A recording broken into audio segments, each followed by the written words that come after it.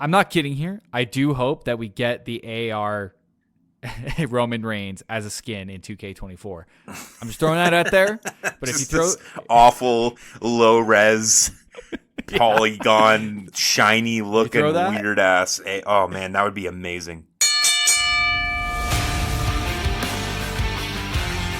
Welcome to 141 2/3%, the wrestling podcast hosted by two lapsed wrestling fans who could literally stop watching wrestling at any time.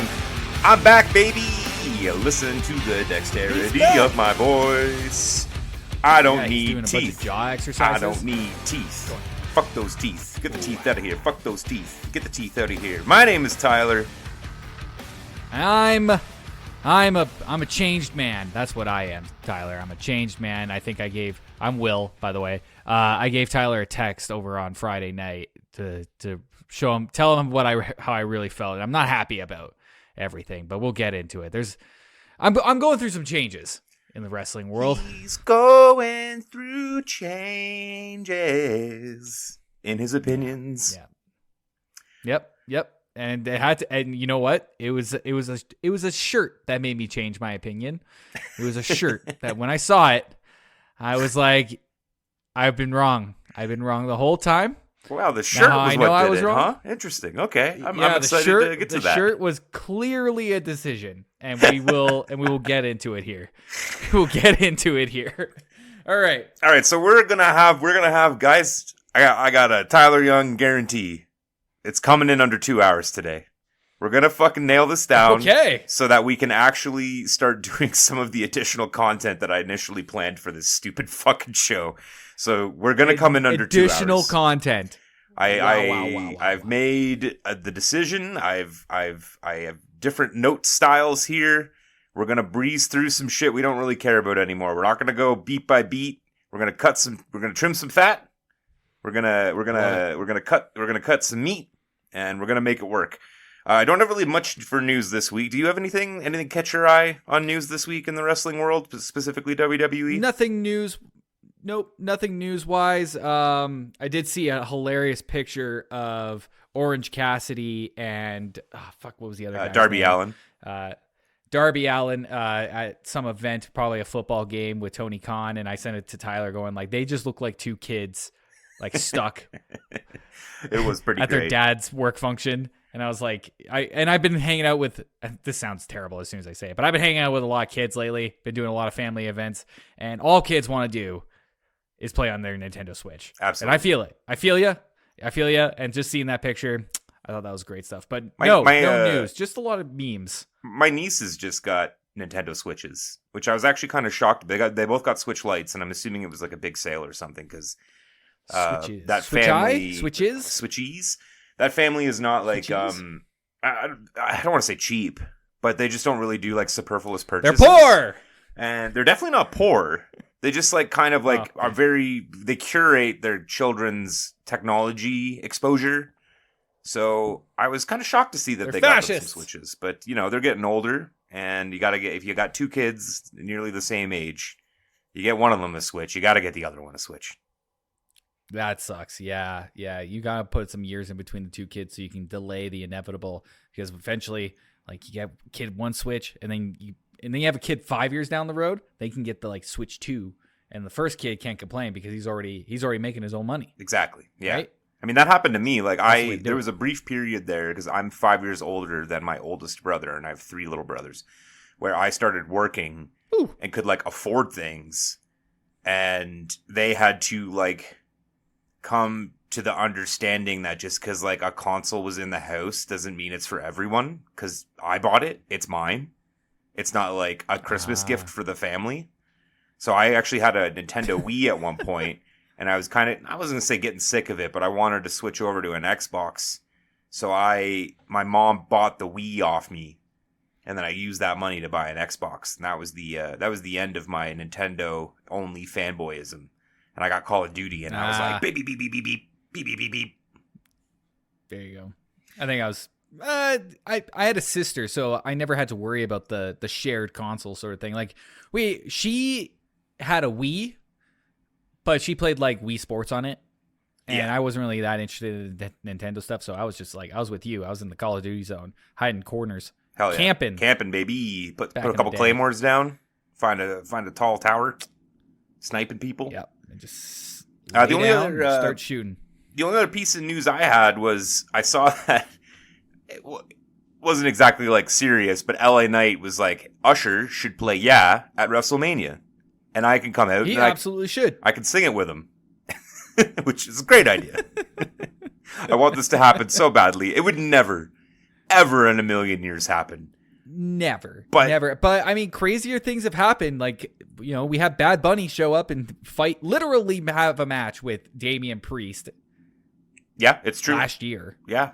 And wrong. That's a superstar. The Bad Bunny's huge. So crazier things have happened. I just don't know if Usher has what it takes. Based on a Super Bowl performance, I'm worried about his stamina, and show stamina is different than ring stamina. Oh man, I'm not worried about his stamina at all. He fucking killed the Super Bowl for a man of his age, doing all that dancing and no lip syncing. I think he was legit singing the entire time.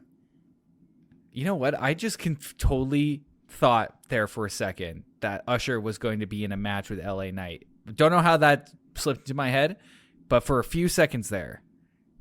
But you liked what you saw in your head? The I really match? Liked it. Who gets to win The crowd Yas would have been insane. Oh man, every hit just Yas all over Philly. Oh yeah, and then you have the echoes of the yeah too, because there's Usher fans doing the yeah, and then the LA Knight fans. Yeah, that is news. I think that's worth getting trending. I don't know if that's going to get very far. I really liked it when Grayson Waller tried to take on the Swifties, try to coax Taylor Swift into a WWE squared circle. It's a smart move. He's got nothing to lose there. He's got nothing to lose. It should have happened, but it didn't work out. Unfortunately, I think the Swifties just drowned him out on Twitter, and he couldn't get anywhere. Yeah, he's not quite popular enough. All right, well let's pick it up and go right into Smackdown from February 16th, live from Salt Lake City, Utah. And my note here, my first note is Utah. I'm in a miserable mood. I miss food and cigarettes and booze because this was Friday. This is your normal state of being. I don't know why you need to write that down to let us know. I was just the whole tooth thing. I will say we're lucky we recorded the day of, because I was just increasingly more and more miserable for those first 4 days. Like, Tyler hates teeth. The lack of cigarettes and booze was one thing, but the lack of food was definitely by far the biggest piss off. I was so sick of pea soup and applesauce and pudding and mashed potatoes. I just wanted to eat a burger more than anything. It was insane how just 3 days of having to abstain from chewable foods drove me mental. Yeah. And I was so hungry all the time because I think the body, if it's not breaking something down, it thinks it's like, 'cause I was eating it's breaking down itself. I was eating like pounds of mashed potatoes coated in gravy, filled with butter and sour cream and cheese. Like, I was trying to push every single calorie I could into those mashed potatoes, and they were delicious, but my stomach was like, nope, not enough. Sorry, bud. What a disaster. Stomach is like, kill me. Just absolute I don't know, disaster. man. I don't know, man. I think it put you in a headspace, and I think we're gonna see throughout this episode here, specifically this Smackdown episodes, that you were in a specific headspace for this. Even I noticed something when I was texting you during this episode as well, and it was pain. Just what was it particularly that was signifying pain to you? The response times. There was a long intervals from responses. And I knew you were watching. But it took a while, and that was telling. And short responses, lots of ha-has and teehees, LOLs. Yeah, that makes sense. Yeah, your ha-has and teehees. I was such a prick to Sharon, my fiance. I was so mean, and I was and I knew it too. Like, I was telling her while it was going down, like, I'm so sorry that I am a misery to be around right now. and I can acknowledge the fact, like, I know what's happening, but I cannot change it. I want to die. Was she like, this is normal? This is everything? This is every day with you? I am not surprised by your behavior? She dealt with it pretty well, but, like, you know, she was, like, getting, especially, like, when I was peaking, she was peaking with her frustrations. Like, yeah, we get it. Yeah. Your face hurts. And then you add in wrestling on top of that, and we already know how much she hates wrestling. Oh, yeah. So she can't even, like, try to put up with it. Which is kind of weird to me, because she's such a fan of reality television, and I do think there are some parallels there. But I don't know what it is that is her block. I think it might be, like, her feelings about wrestling as a young person were so negative that, like, she just can't get over that mental block. But I mean, I feel that. Yeah, she just can't really... She's tried. She's tried a little bit. I think for her, especially the matches, is where she really checks out. Because if you're just following the promos and the storylines, you can kind of get behind it. But sure, yeah, it's the actual, like, wrestling matches itself where she's just completely checked out and couldn't care less. Interesting. Well, I mean, to each their own. But speaking of matches, we're kicking off this Friday night SmackDown for February 16th with, I believe it's KO versus Dom. That's our kickoff match. KO versus Dom in an Elimination Chamber qualifying match. Dom. I gotta say, I think this one was. I thought this one was a way more straightforward than I thought it was going to be. I said last week if I was going to put money on it, I would pick Dom. And I see why they went with KO, because KO obviously is the more experienced wrestler. I think has more of like a face appeal to him. But having a full-on heel in EC like Dom would have added a little bit more dimension to the EC lineup right now. But that being said, what I wanted to happen was like Judgment Day gets involved or something else gets involved, but instead we got something a little bit better. Yeah, it was, it was a pretty sluggish match all around. I thought it was, a way too many false finishes for the amount of time that the match went on, and everything was kind of moving a little slow. I don't think KO and Dom have worked together very much because they didn't really have too much chemistry in the ring, I didn't feel. Not too much, yeah. And, it was Dom coming out with the mic, which was interesting. You don't see that too often, but he's still getting those boos. People still love shredding his ass when he comes out and cuts a promo with the mic. They still love booing over him, which we haven't really seen much of in the last, I'd say, 3 or 4 months. But well, there's a lot to say for Judgment Day recently. There's been a lot of talking amongst the group. Definitely. I mean, giving the mic over to Dom, you gotta have to be aware of the crowd at this point, which is why I think they made a decision for the first match of Raw when we get around to it, why they chose that first match. I think it's because they're noticing how the crowd is reacting and how the crowd is kind of taking over certain situations. They're planning these bits. Like, they clearly wanted Dom with a microphone so they could get the booing in and to also put KO in that super face situation where they can just beat his ass. Yeah, you're not wrong. And I thought it was, like, again, the match wasn't great all around, but R-Truth coming out and yelling about first I was like, he's yelling something about the Miz? And I'm like, wait, he thinks KO is the Miz. Yeah. That was from the I think it was Monday Night Raw the week earlier that week, where they were announcing, or maybe on Friday Night SmackDown the week before, R-Truth came out during a KO segment with Dom and kept on calling him Miz, going like I was calling you and you didn't get my message. And Kevin Owens like, I what? It's great. It's a great bit. Honestly, man, as an umbrella blanket term for this entire podcast for the end of time, well, until maybe something else happens, something terrible, let's put R-Truth in everything, always. I want them on TV every week. They're beating a dead horse with every R-Truth bit, and it's still landing so good every time for me. I'm sure there's people out there who are not into it, but I like the whole mistaken identity thing with DIY and DX and Miz and KO and Adam Pearce Nick and Nick Aldis Aldis and Tom and Nick Mysterio. Like it doesn't stop being hilarious to me every time. It's so good. He sells it so well. And for him to come out during KO's match to protect The Miz, even though it's KO, just is even better. And and I like to think, like, as a person that loves to get wrapped up in the story, I think it's almost like telling where R-Truth's heart's at. I think we'll be seeing a little bit more of The Miz in R-Truth's future. You know what I mean? Yeah, I think so. I think that's fair. Yeah. But overall, nothing too crazy from this match. I think KO. I can't remember any spots, to be honest with you. It was a bit of a crazy weekend for me. But with KO winning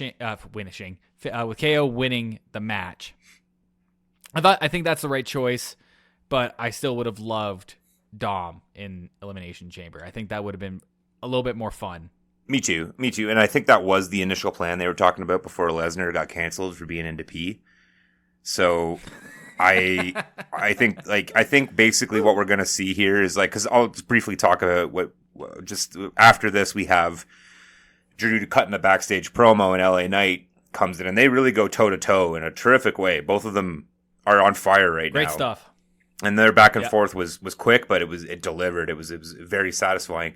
I think what we're kind of looking at here is maybe Logan Paul and KO starting the match, and then having their little spot in there to kind of prep for what I believe is going to be a rematch at WrestleMania. And then we end with LA Knight and Drew as the last two. With, I would have, 2 months ago, I would have said LA Knight, but it's a difficult booking to have LA Knight versus Seth right now. And it's a much easier booking to have Drew versus Seth. And the right call is Drew versus Seth. And Drew is so on fire right now, which we're going to continue to talk about. Incredible run right now. With all this shit going on around him. And from what I hear, from what I read, like, he still doesn't have a new contract. It's supposed to expire, I believe, at the end of April or the beginning of April. But they're promoting him for shows after that. His character's so good right now. He's moving merch. I have to assume that it's just a formality at this point, and that once they lock him in, they're going to give him the belt and give Seth a rest, because they're leading right into the SummerSlam match against Punk, right? So, I think that's what we're going to see, though, is a little bit of KO, Logan Paul. Maybe not. Maybe they won't be the first two, but I think they will have a moment where they are the only two still active in the Elimination Chamber, with maybe a couple people behind the walls. Yeah, but we'll see how that all plays out. Or just laying down on the ground being hurt.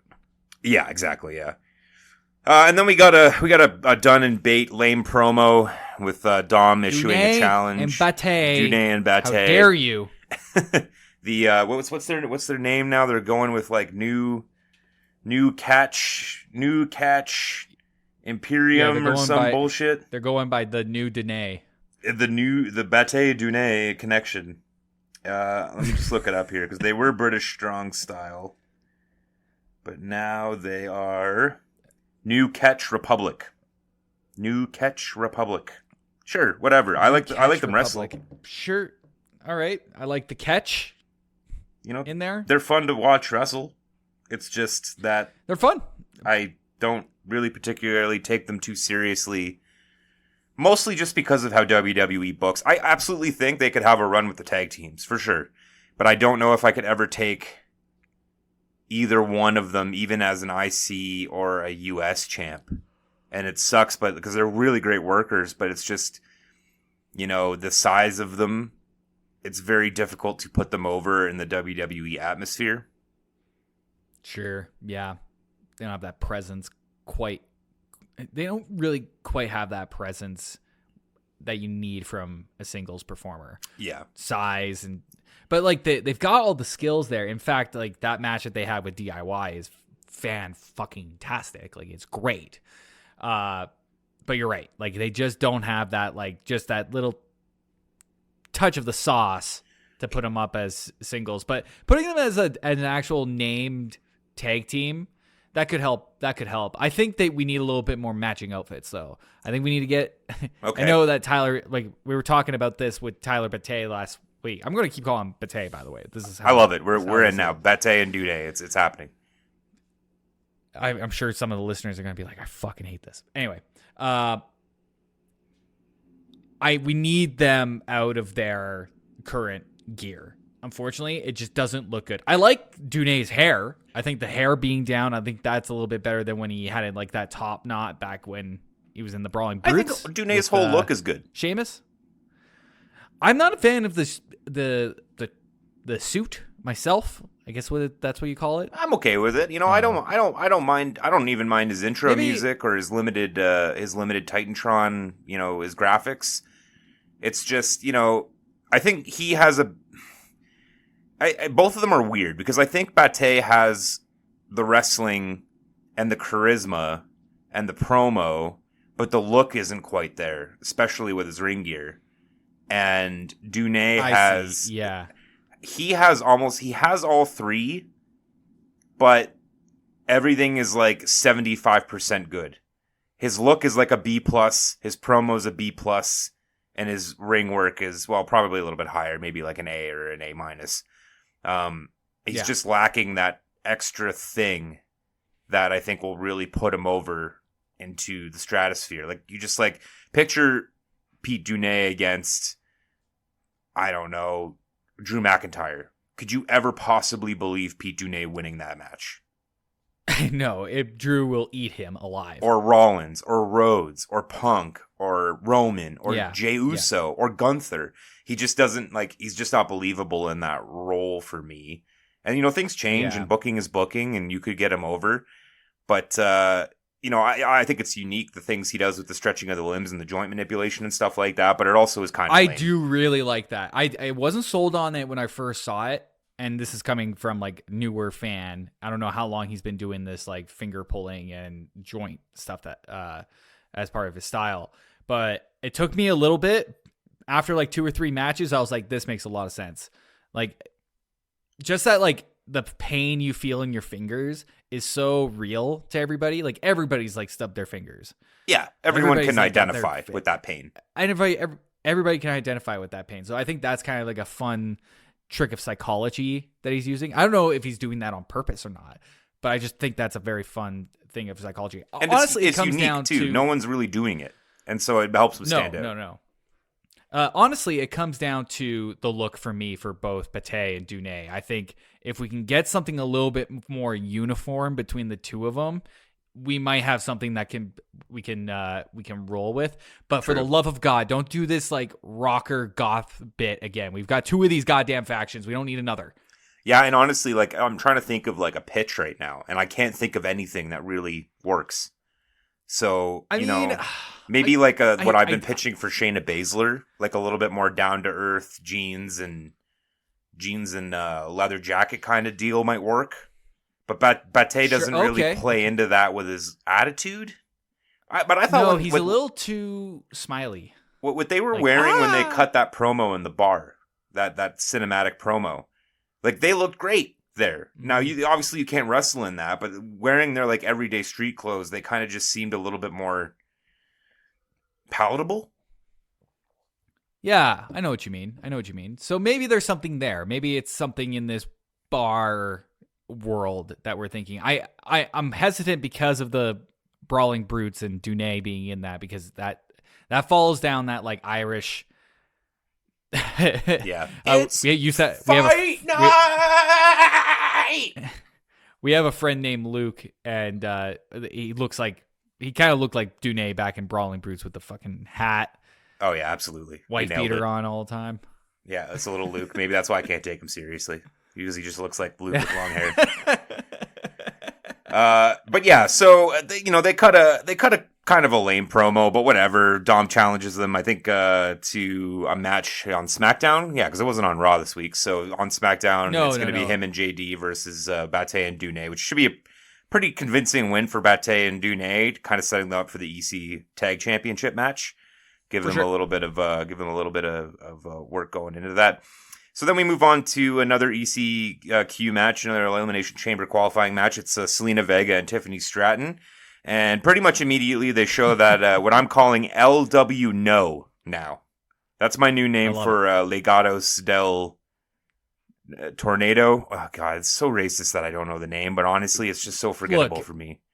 Yeah, we've been rough on this. Legados del Imperium. Legados del. Look, if you spend one more second on this, Jam. I'm going to leave and I'm never going to come back. Legados. Right. They're outside. They're outside the mat. They're outside the ring, and there's a little spot. Oh, I fucking hate you so much right now. All right, man, I took a gummy before recording this, and now I have to host the show. You piece of shit. Legados. We got LW No. So we got LW No in their ringside. They show them there before the break, and then coming out of the break, LWO shows up, and it was a really rough match. It was another one of those 3/4 speed matches where they were doing all their little bits and boops and bops, but everything was just a little slow and a little out of sync. And I like Zelina Vega, and I love Tiffany Stratton. Again, another situation, second match of the night, where I don't think they have a lot of history working with each other, and it kind of showed. Just a few botches, some rough spots here and there. Nothing was really smooth. And then, Vega pulls the LW No girl over the barrier, and then for some reason throws her back over the barrier. This is really. I just remembered this. You might have to maybe even go back to the beginning of this episode and cut this in. But a piece of news.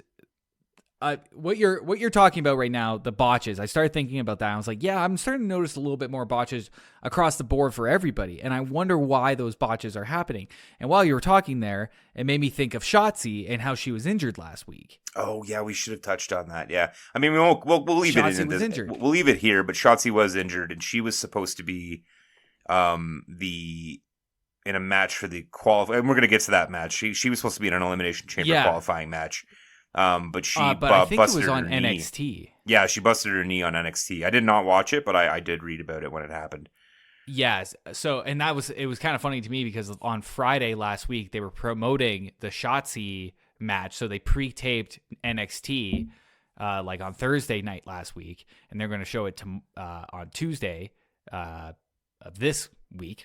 Right. So Shotzi is still going to be in that match, but she's going to get injured. And I didn't realize that. I didn't read that part. Yeah, I think that's what happened. I could be wrong. If a listener feels that passionate to let me know what the actual chain of events were, please let me know. 14123% at gmail.com. There you go. You got it. But essentially what comes down here is that she got injured. And I wonder if these botches, because I'm noticing this, like I said, kind of around everybody. Especially on a Monday Night Raw match that we're going to talk about, that I was a little surprised to see them. I wonder if they're doing this because they're trying to be a little bit safer getting closer to WrestleMania. We've had a string of injuries lately with Shotzi, with Charlotte, with Punk, with Rollins. I wonder if it got to a point now that with Shotzi out, management came down to the talent and was like, we need to tone it back a little bit, especially with WrestleMania on the line. Honestly, if I had to guess, I would say it's probably more because you're really watching the matches due to the podcast. I wouldn't say it's any more or less than normal. In fact, I think the wrestling on a whole is more crisp over the last year or two. But I think there's just a couple of these thrown together matches where maybe some people haven't had a chance to work with each other before. People are getting promoted right now from NXT. And there's some different, and because of the injuries, people are being forced into situations that are a little bit out of their comfort zone. And I think that might be part of it as well. But I can't say for sure. But yeah, I'm kind of over the whole LWO saga. It's fine. It's just definitely the weakest part of Smackdown on a week-to-week basis. It doesn't make any sense, really. I mean, it does make sense. We know where Santos Escobar, we know how that came to be with him turning heel, but it's just it's just tired now. It's just it's a little stagnant and a little repetitive, and They don't do a good enough job of differentiating these people as human beings and as characters. They're just also Rans, you know? It's just like Santos's group and some other guys versus Carlito's group and some other guys. And they've always had a struggle. I mean, Zelina's obviously pretty over, but they've always kind of struggled putting the other two LWO guys over. And it's kind of the same thing's happening with the LW No guys, the tag team there. So, you know, it's a holding pattern for Santos. I think he's going to be an absolute superstar. Yep. I'm interested to see if they drag Andrade into it. We're going to talk about Andrade a little bit later. I thought he had a very good promo on Raw. I don't know if that's where it's going with that. I hope not, actually. I hope Andrade is just kind of his own thing. But, yeah, I'm just kind of over this, and it's just filler for me right now. It kind of reminds me of the OC stuff from 6 months ago, 5 months ago. It's just kind of like something that's happening that I don't really particularly care about. And I mean, speaking of that, AJ is brooding in the back, and he's just sitting there in the locker room being an emo kid, and he's confronted by the OC, and like honestly could not care less about this. Whatever, I don't know where this is heading. They didn't even say welcome to the OC, bitch. Like. The low-hanging fruit. It was sitting right there for them. So yeah, quick through that. Doesn't really matter. And then they quick cut to after that AJ emo kid brooding to Final Testament. And is it just me, or did AOP get bigger cargo vests that have even more pockets? I did notice that. I did. I might be wrong. I never noticed the cargo vests before, but I clearly noticed them because it's everything that I could think about with AOP. Especially when they were coming into that ring. I remember looking at those pockets and going like, so what are you keeping in there? They're getting some sort of fucking thing? I swear to God, it's a bit, and they're getting bigger every week. Like the pockets are getting larger. There's more of them. Like, is that what Rob Liefeld's doing now? So many pockets. Is Rob Liefeld just like a fucking designer for AOP? Is that where he's getting his money? Like, it's just wild. Like, and I like AOP, and I think they could be used in a good way. But the Final Testament stuff is just a fucking disaster. Like, it's hard to take them serious. And I like every single member of that group. I think they all have something to offer the wrestling business. And it's just not clicking, and I cannot take it seriously whatsoever. Anyways. I think it comes down to the goth. It's this goth, like, evil gimmick for me. Like, for me, it's that gimmick. Like, you already have one. It's the Judgment Day. It works for Judgment Day. They kind of lean into it, but they're kind of goofy at the same time. These guys take and I know it's not them. I say these guys, but it's writers involved and all that. They're taking them to Undertaker territory. Extent. Undertaker territory where it's just so serious and doesn't have that like tee-ness of the Judgment Day are a bunch of fucking losers who formed a gang and they think they're really cool. And you're like, yeah. Clan. They're the Foot Clan from Teenage Mutant Ninja Turtles. They show up and they do a little fucking nonsense here and there. And funny. R-Truth has done a good job of cool. of making it, of kind of bringing out the playfulness of it and the non-seriousness of having like a group that has Damien as daddy, Finn as the uncle, and then fucking the two little shitheads, JD and Dom, with mommy running the whole thing. You know, they were doing fantastic. They were a little too serious for a while, and Truth has really kind of threaded the needle here to make us like kind of like take them less seriously because Truth is poking fun at them, but also kind of increasing the heelness with them beating the shit out of Truth. Final Testament is just confusing. Yeah. I was just gonna say that because that's another thing is that they're more believable as heels Judgment Day because they are doing something legitimately evil, and that's hurting our boy R-Truth, right? You don't do that here. The right? WWE now is just it's not really you know, they've really moved away from traditional 80s 90s storytelling lately, and so when you have a Final Testament or you have a Viking Raiders, it really, really sticks out. It sticks out like a sore thumb, and it just doesn't fit and you want to tune out. You want to tune out, unfortunately. Yeah. Everybody in that faction are super strong. And I love it. I watched an interview with Karrion Kross on the Chris Van Fleet show, and that dude's like hilarious, super normal. And actually, his normal personality would probably be kind of cool to see as his like wrestling personality. But they don't let him show that. They don't let these guys be anything else other than these like Undertaker underlings. Yeah, I do think Karrion Kross from is probably Road Warriors. Yeah, exactly. I think Karrion Kross is like the number one guy if I had to pick someone who needs to go away and leave WWE and go smash some heads in on like TNA or Ring of Honor or AEW. Like he could be such an effective, I think he's like, he could be like an MJF. He could have that kind of would be cool heel middle ground. Drew Mackin, kind of what Drew's doing right now, kind of comedy seriousness, but also kind of a dick. And he could totally pull that off. But I think he needs to go away and kind of refine that and get people to forget about him a bit. And then he can come back to WWE. I could see him as a world champion, 100%. But he's nowhere fucking close to it right now. No. And unfortunately, it's this group. It comes down to this group. It's the booking. That is a really good point. Because even when you have AOP and what's the bald guy's name again? Paul Ellering. Paul Ellering. If you have AOP, Paul Ellering, and what's the girl's name again? Scarlett. Get all three of them, or get those four. That could probably work a little bit better. Karrion Kross is he himself has a bit of a shadow that's kind of overcasting over everybody. And because that's not working, it's not vibing well, Yeah, and it sucks because I really do respect his in-ring work, and I think he's good on the mic, and I think there's a lot of potential for him, and they're just not utilizing him correctly. And the supernatural shit is like, it's just not getting over with anyone. No one gives a fuck. Yep.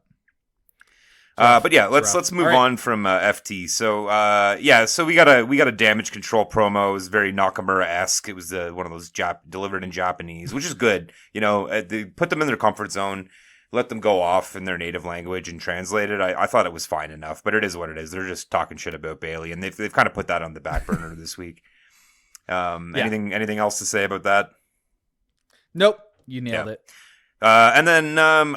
And then we cut, I think, from the break, or perhaps from the damage control promo, I don't remember, to two NXT guys I have never heard of, standing in the ring, no intro music, and AOP is in desperate need of a legitimizing. Just right away, it's like, oh, RIP. And so AOP goes in there and stomps the living hell out of them as expected. And then let's move on to, we got Logan Paul and The Miz. No, you missed a very crucial bit about this match. And it's not about the match itself. It's about our conversation about the match while it was going down. Oh, yeah. Because I sent him a text. I was like, I think you're at this point in it. And that means if you're at this match, it's going to be done. That match will be done in 3, 2. And then he already sent me a message going, it's already done. Yeah. Like, fuck. Knew exactly what I was getting into when that one started, for sure. And I haven't seen that in WWE in quite some time. Just a straight up, like, just full on squash. Cut to no music, just two guys in the ring ready to get their shit pumped in. I haven't seen that in a while, so it was good. Like we were saying, I like AOP. I think they could be really effective in the tag team division, which really is lacking a lot of traditional teams, and they could be taken very seriously. But we got to get through this Final Testament garbage. So Logan Paul and The Miz. Shocked to learn that it was Logan Paul's first televised match on Smackdown. Didn't know that. I guess it makes sense. Crazy, eh? He mostly just, I guess, performs at PLEs, which makes sense. Yeah, but he's looking for legitimizing in this world, and I respect that. I think what was clear about this match was it needed to be toned down, and I feel like Paul sometimes has this need to go because every match he's had has been on a PLE where you can expend that energy, and he's also had like 3 months to recuperate. So when he comes back, he's like all kinds of fresh. So seeing him wrestle within a couple of weeks. Oh, no, not a couple of weeks. He didn't wrestle. He wrestled. It doesn't matter. Coming to SmackDown, where he'll probably be trying to perform more often. I think it was clear here he toned it down a little bit from the craziness that he usually does. Yeah, and they put him in a match with Miz. He's a great guy to be in the ring with Paul because he can call the match and kind of carry him along. It started really quick and good. Something got fucked up a little early. There was a couple rough spots. And they turned the corner and picked up the pieces after that. There was some real creative offense by Logan, which I really like about him. He'll bring unique move sets to the table, I think, because of his lack of training. It was fine. It was a fine match. There was some more mild interference by one of Paul's lackeys. Jeff is his name. Who this guy looks so fucking weird. What is with that shit-eating grin he's got? Yeah, is he baked? Is he on opiates? Is he on fentanyl? He's on so much gummies, man. He is fucked up. He has no idea where he is, and he's having a great time doing it. It's wild. The one thing I want to point out is Logan Paul's Mav logo on his pants looks a lot like AEW when it's upside down. Like, it looks exactly like it says AEW. Paul, Mav logo. I want to see this. I want to see this in person. I don't know. It's because the way that they do the A for Mav, they do like the lowercase a. So it looks like I see. Okay, because I was getting because I was looking at it and all I get are pictures of birds, like his actual bird logo. Because he has a clothing line. I didn't know this. I'm learning this right now. Called Maverick. I know. I didn't know that either, which we probably should have. But yeah, we probably should have. Look at this. I'll send you one right now. Look at this picture. No, I'm looking at one. Look at it upside down. I'm looking at it. Yeah. Like if you look at it upside down, it straight up just says AEW. It does AEW. I wonder if that's a moment we caught there. 3D chess by Logan, as always. 3D chess. Anything else you want to say about this match? I think it was pretty straightforward. Probably one of Logan's weakest matches, but kind of necessary. Yes, 100% Logan's weakest match. I don't think it was a bad match at all. There was a number of good, just good moments. And I thought the chemistry for them working together, I believe for the first time, was pretty good all around. I think when Logan came in, he was with The Miz. I think Miz was the heel, and Logan was his Hollywood buddy, if I remember correctly. But I don't think they've ever wrestled each other. Good point. Yeah, I'm not sure. I do want to point out that the Miz's wife, I think she was diagnosed with cancer a couple weeks ago. That's why that R-Truth match where he was calling the Miz, going like, Miz, where are you? They're gonna kill me, Miz. One of the best moments ever.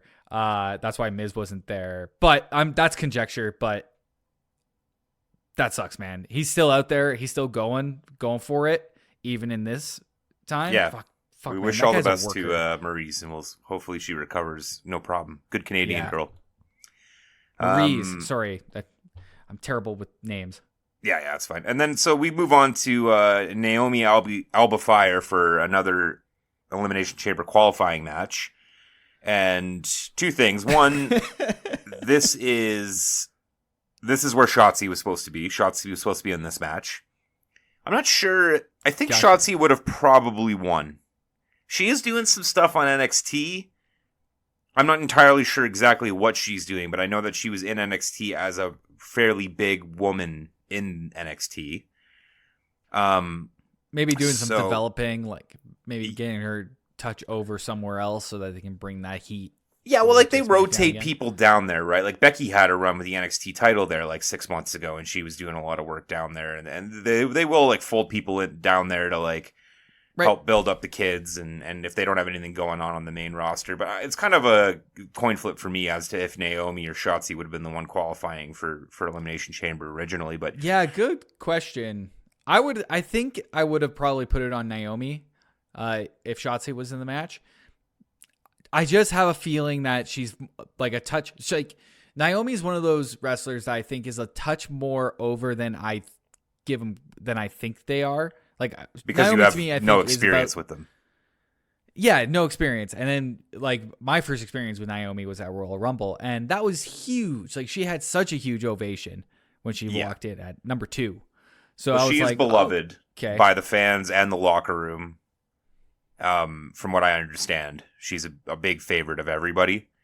Because I don't have a lot of experience with her either. I have more than you, but they do talk a lot about how over she is with everybody. Everybody, yeah. And I think she helped. I think she also was managing Jay and Jimmy for a bit, like behind the scenes. I know she's married to Jimmy. Maybe. Yeah, she's married to Jimmy, but I think she was doing some managing for them, or like again helping them with booking, right, something along those lines. But I that's conjecture as well. I just read that on the internet, where everything is fact. Everything is fact. So yeah, as soon as you see this happen, you know that Naomi's going to win. There's no way they're just going to throw Alba Fire in there. They're barely doing anything with her, and in the tag team division, where they really should be doing something with them in the tag team division because they're a great team. And they're advertising this as the last match. You know, they do that thing now where it's like, it's like one last match sponsored by Capital One or some bullshit. Yeah, I did notice that. And there's 45 minutes left in this show. So you know the bloodline is going to fucking... Roman's going to gingerly walk to the ring and sit there and absorb the booze because there's 45 minutes left and this match is going 10 minutes tops. He's going, acknowledge. Yeah. So, I mean, Alba Fire was a weird pick to kind of step in for Shotzi. I guess just because everyone is invested in other storylines, that was the pick, I assume. Yeah. But like, you know, how do you pick Alba Fire or Isla Dawn? How do you choose between the two? What's the math there? And like, why isn't Isla Dawn out there helping Alba Fire in this match when they are kind of heelish already? So the whole thing was just it was a foregone conclusion walking into it, but they executed pretty well for a foregone conclusion. It just, I think storyline wise and writing wise, it didn't make too much sense. Yeah. It's just, I mean, it's one of those things where you got a bunch of people out for injury and it just happens. You got to just book it. You just got to pull the trigger, book it, pull the trigger. And so they run through that match real quick, and we get the official word that Braun Breaker is getting the call up to SmackDown, it was a bit unceremonious in the way they did it. Like, this man... a little weird, yeah. This man is a future world champion, 100%. He is the new Brock Lesnar. He is the new Bobby Lashley. He is the new big guy. And he is like 23 and he can fucking move for his size. He's so young. And, you know, because of how built he is, I tend to think guys like that are older than they are. But when they did this little ceremony of welcoming Braun to SmackDown, they got a close up on his face and he smiled. And I was like, that's a fucking kid right there. That's a child with giant muscles that will fuck you up. He's a giant, muscly little child, man. He's giant, muscly, and he's great. Like, I loved him in Royal Rumble. I think that's really the only exposure I've seen of him, and now I'm catching clips of him on NXT with his tag team, and the dude can go. So I'm excited to see him on SmackDown, but yeah, the segment was weird. You think they would have him come in and like start shit with somebody, or have somebody start shit with him, like build up something. Yeah, it was a little strange, but we'll see what they have in store for him leading up in these next few months leading up. Maybe to there's not Mania. much they can do. Yeah, there's not much left to do with him right now because most of the major people are tied up right now too, right? Like anyone that until is a credible threat. EC might shake things up a little bit, so we might be able to see a little bit of a storyline shake up and get Braun in there mixing it up with somebody. Maybe Randy Orton. Yeah, don't hate it. I don't think Randy will put him over right now, but there are options. No, that's a good point. But finally, it's time to... Lashley is kind of stuck. They tried to turn him heel, and then no one wanted to do it. No one wanted to buy it, so then they brought Final Testament in. And like we were saying the other week, there's really nowhere for that to go. You can't have Final Testament beat Lashley. Yeah. Because there's fucking Montez Ford in there too. Both of them are too hot and have too many plans for them. But Final Testament needs a big win. You're going down this rabbit hole again. Anyways, let's just move on to the Bloodline, the drama of the Bloodline show. So here comes Roman. This is the big one. He takes 25 minutes to come to the ring. They really like, hey, WWE, I've seen the download numbers. I've seen how many people are downloading in Stamford, Connecticut. 200 million you're listening to me right now. You have to get rid of the AR Roman. You have to get rid of him. It is so fucking stupid and unserious, and it's just so bad. It's so bad. Like, I make fun of the Randy Snake. Yeah, it's gonna get your snake. And I make fun of some of the other ones, but that AR Roman is so bad. And like, he doesn't even like do that thing anymore. He doesn't even do like the rah anymore. Like, he kind of does every once in a while. Why isn't it just him holding up a finger? That AR ghostly fucking Roman that's like 8 years old now. It just looks so bad. I think I think this is what it is. All right, they're waiting for the technology to catch up. They're waiting for AI to catch up, and then Roman Reigns, when he comes back from his little break, he's gonna fight AR Roman Reigns for the AI International Championship. They're both gonna jump and Superman punch and then connect like a fucking anime. And then I'm not joking. Like, I'm not kidding here. I do hope that we get the AR Roman Reigns as a skin in 2K24. I'm just throwing that out there. But if you throw awful low res polygon shiny looking weird ass, oh man, that would be amazing. Put that into 2K24, and I'm just throwing some ideas out here because we, like Tyler said, we know you're listening. I will pay like $10 for it. Yeah, make it DLC. Right, think about I'll pay for it. Fuck it. I'll pay for it. Yeah, absolutely. I'll pay for it. All right. Okay. All right. So yeah, he takes 25 fucking minutes to get to the ring, and then he says his acknowledge me, and they get right into it pretty quickly because even Roman's like, okay, we all know why you guys are here. You want to see The Rock. All right. And he sets up to he sets that crowd up to boo The Rock.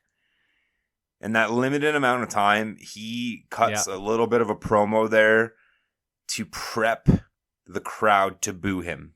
Before we get into the crowd, because I do want to talk about the crowd and how they react with The Rock, because there's something to unpack there. There's a weird psychology thing going on here. But before we get into that, we have The Rock come out, and The Rock is wearing, clearly is some very purposefully chosen shirt with a design on it. It is classic Rock heel attire. It's classic Rock heel attire. It is Nation of Domination era Rock. He probably wore it on like a Raw in 1998. None of us have realized it yet. I don't know. I think he got it from Dan Flashes. I'm stealing that joke, by the way. I actually thought that when it was happening. I'm like, wow, look at that complicated pattern. The complicated pattern alone makes that so expensive. I'm keep stealing from this meme. I sent Tyler a meme that was basically making Dan Flashes joke. And if you don't know what Dan Flashes are, or Dan Flashes is, then I think you should leave. Ba-dum-bum. That's right, baby. So looking at this shirt, all right, for the last 2 months, we've had this type of Rock that we've been getting, and this particular Rock that we've been getting has been wearing black attire pretty much everywhere he's gone. Maybe like a dark gray, but a pretty dark black with a Brahma bull on it, that whole shit. This shirt is such a decision that The Rock is making because it's so good. It's such a clear, like, I need to make myself a heel to make this work. Now, what this does is that it makes me believe it's a pivot. It's a pivot. Thank you. It's a pivot. It's been a pivot the whole fucking time. I wanted to believe. Look, I'm an optimist. I want to think that they're playing 4D chess with my heart, with my soul. But no, they just made a dumb booking decision that the world shit on. And we all like started screaming at them. like yeah. Yep. We started screaming at them like when you're a kid and somebody breaks your toys. You're like, no, you don't fucking break my toys like that. You start screaming at them, spitting. That's what happened here. And we legitimately started screaming at them on the internet. And they listened, and, Rock did too. And you saw it in this promo. Rock went, okay, you want heel Rock? You're going to get heel Rock. You're going to get heel Rock. And he goes so far heel that when he enters the ring and he starts talking. Now, I do want to preface it in saying that I think everything he does here is great on like the wrestling and like in the big picture moment. But I did think that The Rock here was really struggling to accept the heelness. Like he was doing the heel, like Hollywood Rock heel bit. And he was saying the things. He called people like he called that guy a bitch. He was going hard, but I felt like there was a touch of apprehension in there because he doesn't like being this guy. He doesn't like being Hollywood Rock. Yeah, like it was he was trying to like just to move it back to when he came out. So his music hits, the crowd pops. Yes. He emerges less of a pop. It's like the crowd gave him his pop because they love him and they haven't seen him in forever. You got to remember every single town that he's in is the first time they've seen him in years live. Yeah. And then, so they pop for him and then they give him a slightly less pop when he emerges from the back. And then they start booing him. Right after he shows the goosebumps again, which was like a little subtle nod to being like, I love this. I can't believe this feeling. Oh, it's so that's cool. What you think that is? It's still me. Wink, wink. Yeah, I think it's him going, I still feel it. It still hits me every time when I come out. And then he drops the act. See, he picks up the act. What I think he's doing is he's calling it like he's showing his bloodline, like he's pointing to his arm and skin and like it's about blood. That's what I think he's doing. No. Because he does that again at the press conference. He's clearly goosebumped. He does that again at the press conference where like after the spat with Cody where he slaps him and everything goes to shit, he's like walking around and then he's like rubbing his left arm and then like slapping it. Like he's just like he's so like connected to family, He's just so in there. Oh. Yeah, I saw that at the press conference, but if you watch that back, he's pointing at his goosebumps, which is a thing that he talked about when he came out in early January, I believe, or late December, maybe early December. Damn it. One of those times when he came out, when they were in Colorado, and he was... Oh, maybe that was even earlier. Anyways, yeah, he was pointing at his goosebumps. Okay. And I think that was him going, I still feel it. It's still wild. Every time I walk out here, I feel it. Like, it's so different being in front of a wrestling crowd. But then by the time, he does the walk to the ring, and it's a much more heelish walk. He's not dapping anyone up. He's not looking at anybody. No selfies. And then he gets into the ring and goes straight into old school heel Rock. And kudos to the crowd. They're not cheering for him. They're buying in. They're booing him. They know their job in this instance. Yeah. Because I don't think anyone is really mad at The Rock for what happened. Well, with Cody, this is because they pivoted so quickly. I think they're like, oh, okay, he thought it would be cool. It's not. He gets that. They're pivoting. Our job is to now boo him. We're not mad at you. You just thought it would be a good idea, and it wasn't. But now you're going to be a heel, and we're going to give it to you. I feel like it was, I don't know if I got the full boo effect. Now, granted, when I watched this, I was in a room full of people, so my experience was like a little louder than others. I guess. I couldn't really hear the crowd as well.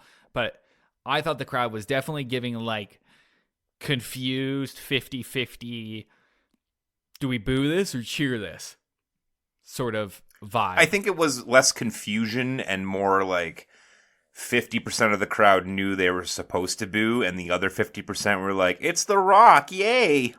Gotcha. Like it was more of that. I mean, it's Salt Lake I think City. everyone wants to cheer The Rock. Middle of nowhere city or anything like that. Yeah. No, like everyone wants to cheer him. We all love him. Well, fundamentally. I don't know. Speak for yourself. It's fine. But, you know, as wrestling fans, I think most people want to cheer for this iconic person. And they were really pissed about what happened with Cody. But at the end of the day, they dealt with it as gracefully and as quickly as they could. And switched it out did a pivot. And did it very convincingly, and the fucking press conference was awesome. It was awesome, yep. And I think everyone understands that, you know, they fucked up, but they quickly are adjusting for it, and everyone does want to cheer for him. Like, even when he was doing his heel shit on the city of Salt Lake City, it was very classic Rock. Yeah. And I don't know how much you know about that era or remember about that era, but, you know, Rock debuted as Rocky Maivia, his dad's name and his grandfather's last name. Yep, and he was a baby face that couldn't get over for shit and at all. Yeah. And they booed the fuck out of him, and they chanted "Die Rocky Die." Yep. And Rocky sucks. And then he joined the Nation of Domination, took a pivot, and very slowly started being that Rock character, that boisterous, bombastic, promo cutting heel, who eventually started getting over because he was just so fucking funny on the mic. Just so good. And he was so good back then. And yeah. We just haven't seen that Rock in a long time. And that's kind of what we got here. And, you know, honestly, I felt like he wasn't... It wasn't great. It was fine. But it was pretty good for a character that he hasn't played in a long time. Yeah. I thought the writing was pretty solid. Yeah, I think he did the right spots, like when working with the crowd, like fucking with them when he's like doing "Can You Smell" and the crowd's doing it with him. He's like, no, that sing along time with the Rock is over. I like that, those little touches. He nailed those. But as far as the fluidity of how he spoke went, it could have used a little bit more practice, and that's just gonna happen when you're not doing that. You're not improvising every night for a year, right? Just talking to people. Yeah, it kind of landed a little flat at the end. Yeah. It was a little boring, a little long, and I really found it funny that the last shot Rock didn't know how to do the one for the bloodline. Yeah, and the L, just this thumb sticking out. He had his thumb out, and I'm like, even Solo's thumb is tucked in. And that man's thumb is taped, and he loves his thumb. His thumb is his best friend. And even his thumb is tucked away. And The Rock is just sitting there with that one and the thumb out. I just had a great idea. All right, theory. What if the thumb was actually the being that was talking on Twitter back in 2013? It wasn't Solo. It was the thumb on Twitter sending messages out. And that's why he deleted it. The thumb fears math. The thumb fears math. Cody's kryptonite is the thumb. The thumb's kryptonite is math. We got to throw some algebra at this bitch. That's so great. Yeah. So, do you have anything else on this promo before we move on to Raw? I think we covered everything. I mean, like, the important piece here is that The Rock's clothing convinced me that it was a pivot, and that is that's a highlight. I'm glad right you there. finally caught up. That's a highlight. I really, like, honestly, man, I really believed. I wanted to believe. I wanted to believe so much. I know you did. Because I like to be fooled. But, you know, this is the real world, and dreams don't come true. How much do you think that shirt's worth? How much do you think that shirt that he was wearing? Whatever it costs, it's not enough. The patterns alone. It's got to be at least. The patterns alone. It's got to be at least $1,000. It's got to be. And you mix in The Rock wearing it, and then you throw it in you add in like the fact that it's the shirt that he wore when he turned back heel for this thing. I mean, like, look, whatever dollar amount is on it, it's not enough. All right, we're gonna get our copy when we go to Dan Flash's. Look that up. The funniest part about it is, honestly, you could throw that on Ricky from Trailer Park Boys and it would be fully in character. Like, you wouldn't even track that it was and you wouldn't think it's $1,000 shirt. You'd be like, oh, look at that $20 shirt he got from Randy River. Yeah. Like, it's just like... He wipes some mustard on it and shit. It would blend right in. That's what's good about complicated patterns. That's the thing. They don't show stains. The lines cross so many times. It's for your benefit. All right. Yeah, that was everything. All right, well, let's move into Raw. Let's move into Raw. We're clocking in just over an hour here, so I think we're at a good pace. We got to speed things along. All right. So we're getting close. Raw, we kick off. No promo, no nothing. Barely even Michael Cole or Pat McAfee on the mic.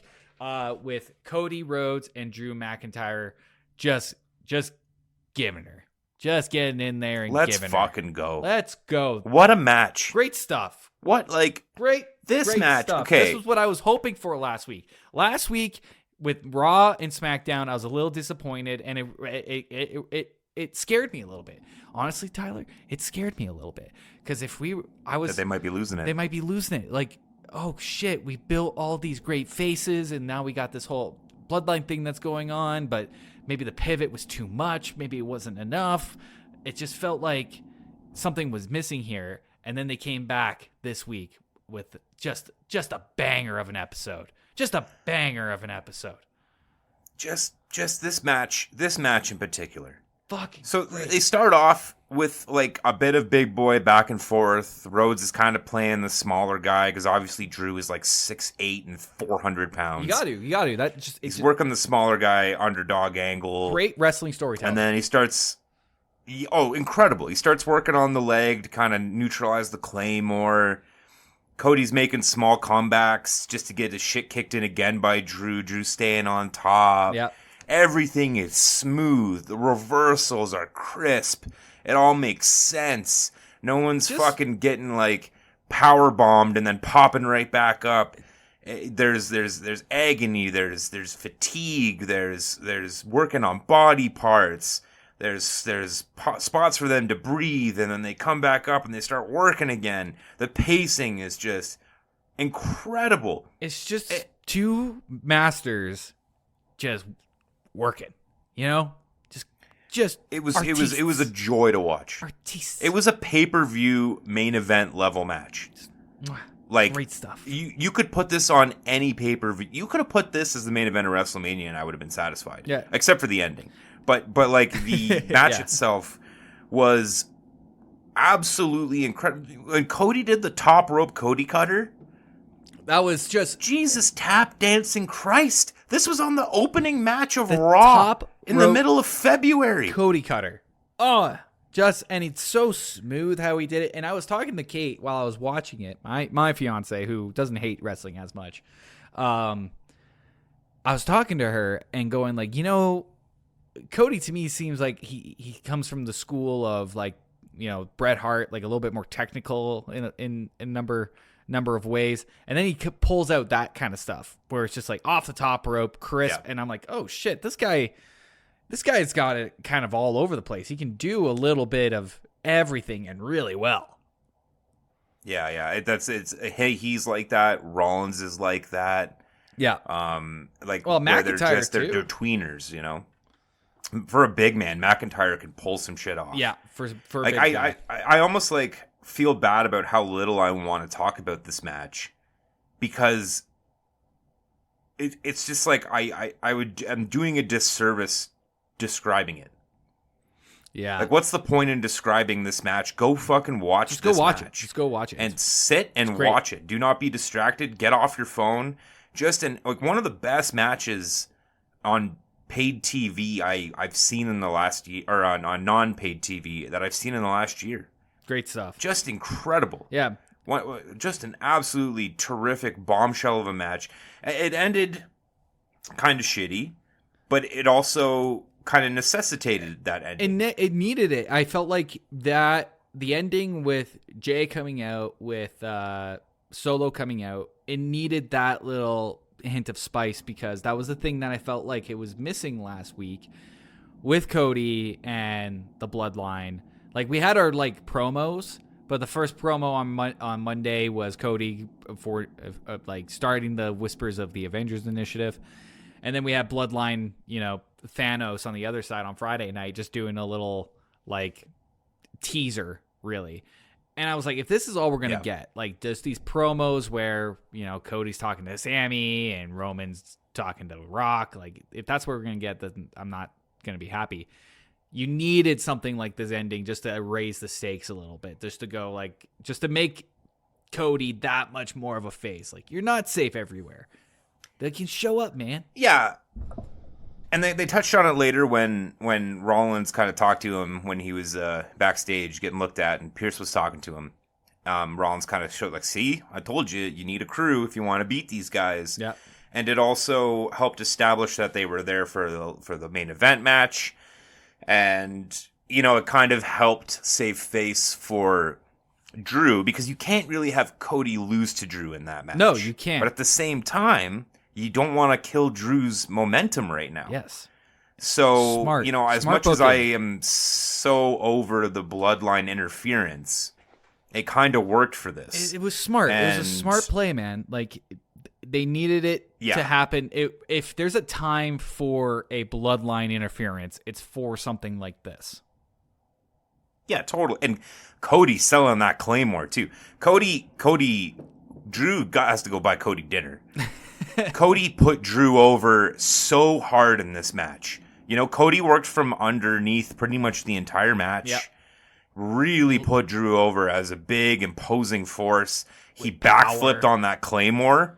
Yeah. Like, oh my God, that massive backflip on the Claymore was just so fantastic. And then I have to say, I think the piece de resistance for me was when they were leaving the ring and Jimmy had his hand up high five Just Solo. to dap him up. And Solo was just icing him out. And they keep That's cutting fucking back to great. him and his hand's still up. And I'm like, this is the best. They play. Oh, man. I love Jimmy. I love Jimmy when he does that. Solo's just like thinking about his thumb. Jimmy's so good as the little shitty, like, pissant member of the bloodline. I It's absolutely so adore good. that move with him. The court Especially gesture. because, like, Solo's the new guy, Solo's the young kid. And Jimmy's doing just such a great job just eating shit on camera week after week to move this storyline forward. Like, props to him. Have you for seen sure. that video online of Jimmy? It was like a Smackdown, maybe like almost a year ago now. Jimmy was in a last match on Smackdown. He I can't remember who with, but he got knocked out and he got pinned, and he stayed in the ring until after everybody was like, they had to roll him up and they had to roll him out of the ring and carry him out I did because he see was that. selling it the entire time. And I'm like, that's what we're here for, man. That's great stuff. Such a team player. Like, you love to see it, Yeah. You absolutely. I always thought Jay was. That's the thing with Jay and Jimmy. Is like I've said before. I love their promos. I love their looks. I don't really love them in the ring, and they are very similar in the ring. Yeah, But it's hard to. Jimmy's work has always been a little bit less than Jay. Jay's always been kind of the guy they've pushed as main event Jay, so as the next coming. He's always looked a little bit better. He's always worked a little bit harder. Jimmy's always kind of seemed like more of the happy-go-lucky guy to be there. But jokes. Jimmy's character work is incredible. Just incredible. Just this, he's got kind of like a wacky Joker thing going on with this, and it's just like, it's just great. Yeah, he's got a Jack Nicholson Joker going on, and Seth Rollins has the Heath Ledger Joker going on. Yeah, that's a good way of putting it. Like, but his Jack Nicholson is still like a 30-something-year-old Hawaiian Samoan dude. Yeah, or maybe like Cesar Romero even. Yeah. Yeah, so absolutely great way to start the night. It's like a 30-minute match. It's an absolute fucking banger. It's great. It's great. We'd be remiss if we didn't talk about the Telestrator bit. I guess first we should touch on Andrade. The Andrade promo was first coming out of the break. I thought at first I was like, okay, Andrade's in a warehouse. It was fine. What are we doing The here? Telestrator bit. But I thought the warehouse promo was really, really, really well done. I thought it was considerably better than the last Andrade promo. Yeah. And I really hope that they're going somewhere with this because I do really respect him as a wrestler and a worker.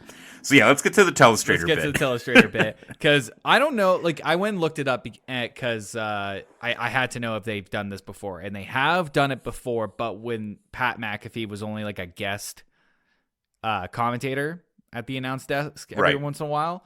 Not every time. But now with Pat McAfee kind of on the announce desk more or less full time, I think they're going to start bringing this in a little bit more. And this first Telestrator bit is so good. Like they had every beat of these jokes just ready to go. They had a moment where they had Solo Sikoa pulling Cody's head back to give him the thumb. They had the triangle eyes focusing on. He's got his eyes. You could see Solo's looking right here, right into his neck. He's trying to finish that story. And what do we got over here? Circles the thumb. We got a thumb gonna be jamming right into that neck. The best line in that whole bit was when they circled Drew McIntyre's eyes. He's like, "Look into those eyes. What do you see in there, Cole? A hypocrite." Cole just scribbles it out. Hypocrite. Hypocrite. Okay. So let's move on to the Royal Rumble. So it's a random battle a battle royale. It's a random battle royale to determine the last member of the Elimination Chamber. And as soon as Raquel Rodriguez makes a surprise entrance, you know it's over. Yeah. You know where we're going here. Yeah, we knew it was kind of going on. There's nobody else in that There's ring. really... Yeah, like there's really not much to say about this. Like a battle royal is pretty typical for a battle royal. It's a bunch of chaos, a bunch of people in the corners waiting for their spots.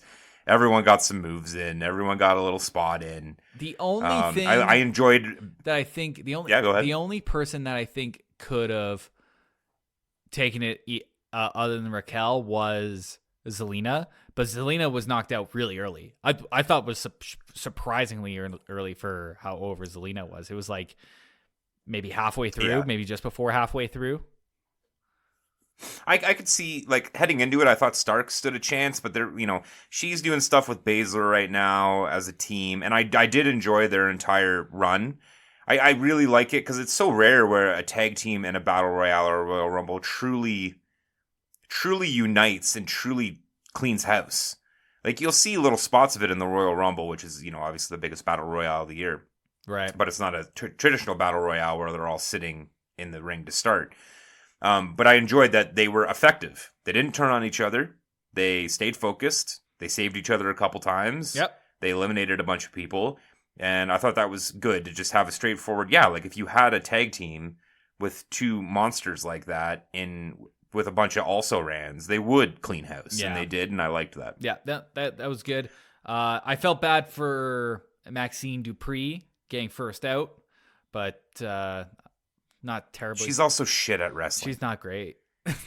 It's fine. I like her, but she's shit at wrestling. She's not good at it. I saw a video of her, and she had like a dark match with Nia Jax, and Nia Jax did her big sit on you. Oh, this no. This is what I do. I sit on you. Finisher on her, and Maxine did not sell it at all. She just laid there stiff as a board. Did not move. Oof. It was a little rough. Sorry, Maxine, but you could not pay me to watch a Maxine Dupree Nia Jax match. That just sounds like fucking the worst thing for me to ever watch. Two people I just do not respect in the ring at all. Maybe not so much in the ring, but like, look, I'm a big Alpha Academy fan. So Alpha Academy fan. No, don't get me wrong. I like her as a valet, as a manager, absolutely. And I even liked when they were like, doing the shit where like she was training to fight and she got a win over Chelsea Green, and because Chelsea Green's a little shit heel too, so that like was fun and it made sense and it's fine. But, she's just really bad in the ring. All right, let's keep moving. But yeah, Chelsea Green had the coward spot, and that was it. Raquel wins. She's in the Elimination Chamber. And then we move on to, Jay cuts a promo, and he is just completely unhinged at this point. What was he saying? Like, I literally watched this, like, not even 2 hours ago, and was he just barking? I can't remember. Yeah, like, I mean, he cuts promos like he throws those sloppy rock slap punches, where there's just too many movements and then he hits. That's his promos at this point. He's just fucking going nuts. He's just really leaning into the yeets and the hand movements and everything. Everything is just so exaggerated and over the top. This is absolutely wild. Then we get Rhea and Nia backstage interview in separate rooms, which was weird. Do you think Rhea's already in Australia? Is that what happened there? I'd be surprised because you think that she would fly out with the rest of the crew, but she could be. She could be out in Australia right now and just like spend some time with family. Because she also didn't come out with Judgment Day. No, she did not come out with Judgment Day. Nor was she in the back with them when they showed them in the back preparing for the match. Exactly. So I have to think, I think she might already be out there, and they were just pretending like she was also in the back. I don't think they even pretended. They were just saying that like we have a live stream interview with Rhea and Nia Jax. I think they didn't even really. I thought they delivered it as we have these people backstage in separate rooms. I could be wrong. I could be wrong. I'm not sure, but I got the sense. Maybe it was just because like Rhea's background was dark and Nia Jax's background was a little bit lighter. I got the sense that it was at two different time zones, but it's also Rhea Ripley, so you obviously have a dark background behind her. So I might have been reading a little too much into it. So yeah, she could be down there. But it was interesting. Rhea delivered a face promo here, which makes sense because she's going to be completely fucking over. She's already over at every possible turn, but she's going to be super over in Perth, especially against Nia. But God, Nia Jax, it's like she's reading off of cue cards. It's not great. It's not great. She's just so bad. She's so bad. I hate hampering on this every week, but it just drives me crazy. She's very bad at this job. She cannot talk. She cannot wrestle. She has the look, I suppose. She has that's the thing. I feel bad for Piper Niven. This bitch is so good at wrestling, and she's got the same look, and she can cut a promo, and she can wrestle. And they're not pushing her at all. Why wouldn't I just don't understand why you wouldn't just use her instead of Nia Jax, who's so bad? I have no idea. Maybe writers see something there, but I'm not. Whatever they're seeing, I'm not seeing really. She cannot leave WWE soon enough for me. Okay, then we say hi to the people at Netflix, which was very weird. Say hi to the people. Very at Netflix. Weird to be like. Let's say hi to these corporate executives who are sitting behind us, dressed in black. That was very strange. I did not see this part. I must have tuned out. Oh, it was very weird. It was McAfee and Cole were like, we earlier in the year we talked about how we're going to Netflix and we're happy to welcome the fine people of Netflix because they're in Anaheim, so they're in the LA area, of course. And they're and there was just 8 people of various races and ages who were just executives for Netflix who were just hanging out, and they were like, Netflix, woo. Oh, it was very, very, very weird. But thankfully that was quick and out of the way. Yikes, that sounds and terrible. Then they cut to Truth Line with Jackie Redmond, and they're doing a bit like it's 60 Minutes or W5, and instantly you have my undivided attention. Listen. Where are we going with this? This is so good. I'm so excited. This is so good. Jackie Redmond, too. Props to her, because we love Truth. We talked about it this episode. We talk about it every week.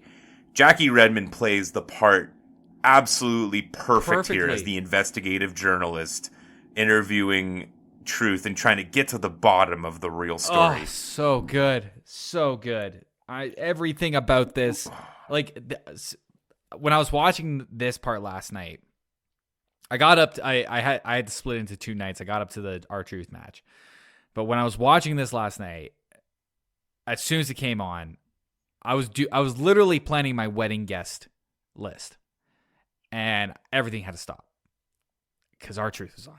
Yeah, I needed so good. I needed it.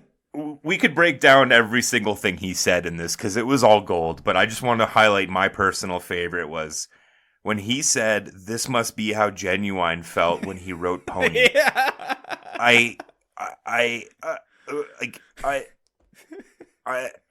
My head exploded because it was one of the funniest things I've ever heard in my life. For those of our listeners who don't know the song Pony by Genuine, I encourage you to listen to it right now. It is just a song about fucking. Like, it is just a greasy ass, dirty song from the 90s, like R&B song about just straight fucking. It makes no sense when he said that. And you see Jackie Redmond break, but they cut like perfect. He says it, and you see her face, and she's just about to start laughing, and then they cut to another scene because she probably was like, "What the fuck are you talking about?" He throws in another zinger like that, like talking about this must be the way John Cena felt. It was a special moment, like when John Cena put on his first pair of jean shorts. Yeah. That's the thing, is we could go over every aspect of this promo because it was just so. The whole thing, the production of it, the value, the truth. Oh, also God. The Nick Mysterio, he's like, we got to get Judgment Day to allow Nick Mysterio to have Facebook. I can't find him. Free Nick. It's so good. Oh, okay. Let's move on because again, we could just play the segment and just fucking talk over it. Go watch the segment. So good. I love it. So funny. And then it cuts right to the match. And truth is first it cuts to that UFC guy delivering a promo, which was just weird, and I hope this is not a regular thing. That was awful. I don't want corporate synergy between UFC and WWE. No, thank you. Keep it away from me. I don't want that at all. Then we go to the match. R-Truth is the first to come in, and he's still wearing the rain poncho. Why is he wearing the poncho? His hairstyle is different too, I think, but he's still wearing the poncho. It's like he just came in. Oh, it's just so funny. God, it's so good. Every bit. The match is what it is. Like it's an 8-man tag, 4-on-4. There's people flying around everywhere. I thought it was great. Disqualification should have been handed down. No, it's fine. But the thing about these matches it's just there's nothing to really be gleaned from them, There's going to be big spots. There's going to be high flying. There's going to be interference. There's going to be tag breakups and pin breakups. And it was what it was. It was well executed for what it was.